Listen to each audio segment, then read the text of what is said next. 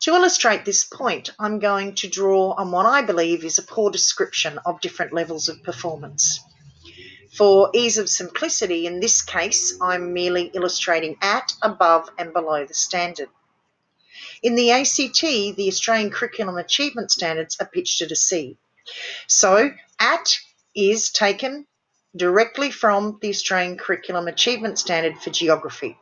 Students are expected to describe how people, places, communities and environments are diverse and globally interconnected and identify the effects of these interconnections over time. The above standard is described as students describing how people, places, communities and environments are diverse and locally and globally interconnected and identify the causes and effects of these interconnections over time.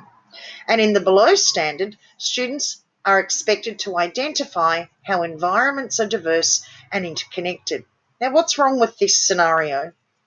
Firstly, providing more content to keep high-performing students busy is not describing a better standard. It's just more. In this case, students are asked to look for local connections as well as global, and they look at the causes as well as the effects of interconnections. At the below standard, a low level of achievement is not less content. For example, students are only required to identify how environments are diverse and interconnected.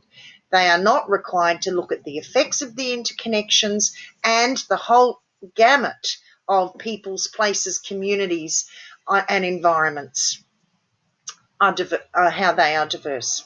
And finally, altering the intention of the standard or setting an easier standard is not ensuring equity of access.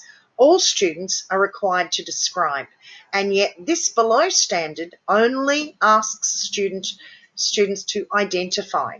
They have not got the same learning entitlement as their peers.